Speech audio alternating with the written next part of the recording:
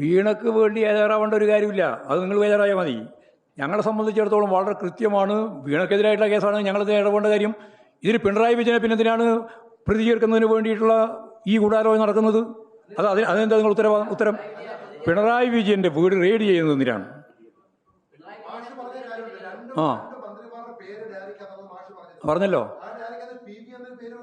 അല്ല അതില്ലാതെ അതല്ലാതെ അന്നേ പറഞ്ഞല്ലോ, ഞാനല്ല ആ PV എന്ന്. അത് പിണറായി തന്നെ വ്യക്തമാക്കിയല്ലോ.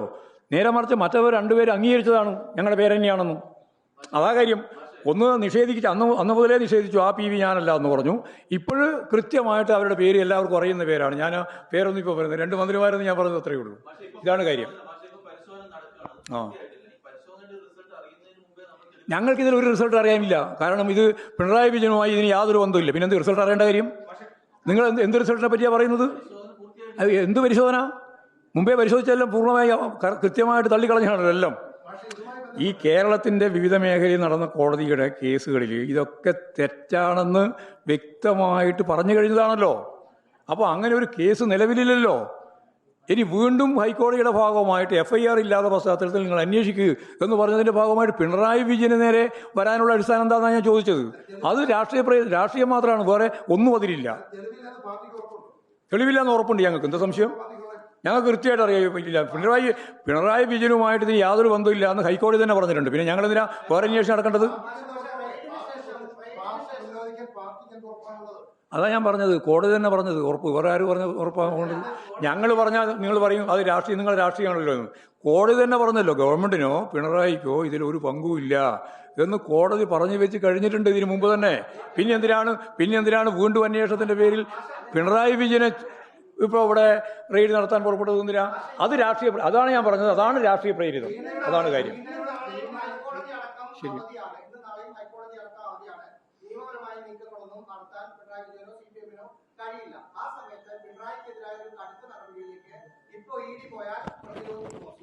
ഞങ്ങൾ ഒരു കാര്യം വളരെ വ്യക്തമാണ്, അത് നിയമപരമായും അതുപോലെ തന്നെ ജനകീയ രാഷ്ട്രീയ നിലപാട് സ്വീകരിച്ചും ഞങ്ങൾ പ്രതിരോധിക്കും. ഒരു സംശയവും വേണ്ട. നിയമപരമായ പ്രതിരോധത്തിൽ മുഴുവൻ ഇതേവരെ ഈ കേസുമായിട്ട് ബന്ധപ്പെട്ട് സഖാവ് പിണറായി വിജയനെ ബന്ധിപ്പിക്കാനോ പിണറായിക്കെതിരായിട്ടോ അല്ലെങ്കിൽ ഈ പറയുന്ന ആർക്കെങ്കിലും എതിരായിട്ടോ ഒരു കാര്യവും തെളിവായിട്ട് ഉണ്ടായിട്ടില്ല എന്നുള്ളതാണ് ഇതേവരെയുള്ള നമ്മുടെ അനുഭവം. ഒരു കാര്യമില്ല.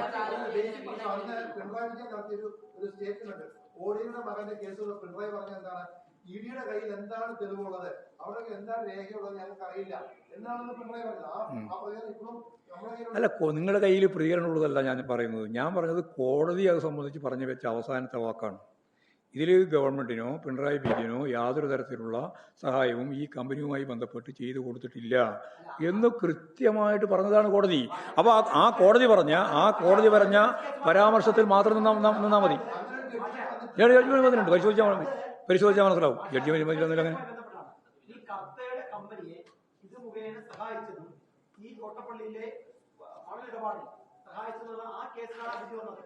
അതെല്ലാം വേറെ മറ്റേ കേസൊന്നും നിലവിൽ യഥാർത്ഥത്തിലുണ്ടായ എല്ലാ കേസിൻ്റെയും മേലെ സ്ക്രൂട്ടിനി നടന്നിട്ടുണ്ട്. അതെല്ലാം തള്ളിക്കളഞ്ഞിട്ടുള്ളതാണ്. ഒന്നും നിലനിൽക്കുന്നില്ല. അതുകൊണ്ടാണല്ലോ പുതുതായിട്ട് കേസുണ്ടാക്കുകയും ആ കേസിൻ്റെ ഭാഗമായിട്ട് ഹൈക്കോടതി പോവുകയും ഹൈക്കോടതി തന്നെ ഇതിൻ്റെ മേലെ FIR പോലും ഇല്ലാത്ത പശ്ചാത്തലത്തിൽ FIR രജിസ്റ്റർ ചെയ്യാത്ത സാഹചര്യത്തിൽ നിങ്ങൾ അന്വേഷിച്ചോ എന്ന് പറയുന്ന നില എത്തുകയും ചെയ്തിട്ടുള്ളത്. അതാണല്ലോ കാര്യം. യെസ്.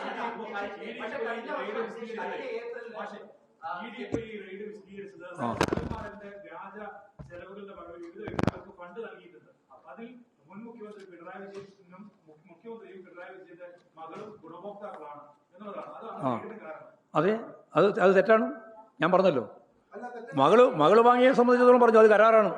ഒരു കരാർ അടിസ്ഥാനപ്പെടുത്തിയിട്ട് 1,72,72,00,000 രൂപ വാങ്ങിയതുമായി ബന്ധപ്പെട്ട രേഖയുണ്ട്. അതിനവർ കൃത്യമായിട്ട് ടാക്സ് അടച്ചിട്ടുണ്ട്, എല്ലാ കാര്യവും നിർവഹിച്ചിട്ടുണ്ട്. അത് അവരുടെ കരാറിൻ്റെ ഭാഗമായിട്ടാണ്, സേവനം നൽകിക്കൊണ്ടാണ്. സേവനം കിട്ടിയിട്ടുണ്ട് എന്ന് അവരും പറഞ്ഞിട്ടുണ്ട്, സേവനം നൽകിയിട്ടുണ്ട് ഇവരും പറഞ്ഞിട്ടുണ്ട്. അതുകൊണ്ട് അതിൻ്റെ മേലെ വേറെ പ്രശ്നമില്ല.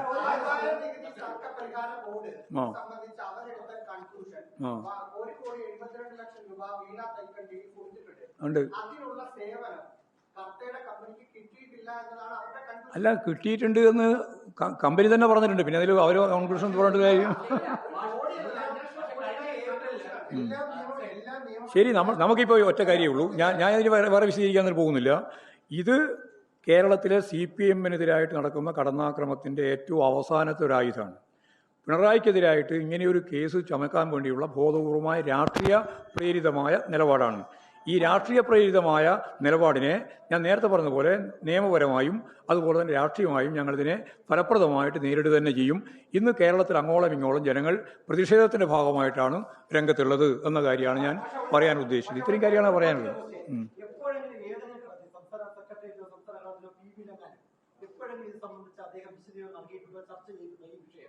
ഈ വിഷയം ഞങ്ങളിത് എല്ലാ സന്ദർഭങ്ങളിലും വരുന്ന എല്ലാ ഘട്ടങ്ങളിലും ചർച്ച ചെയ്തിട്ടുണ്ട്. ആവശ്യമായ നിലപാട് സ്വീകരിക്കുകയും ചെയ്തിട്ടുണ്ട്. യെസ്.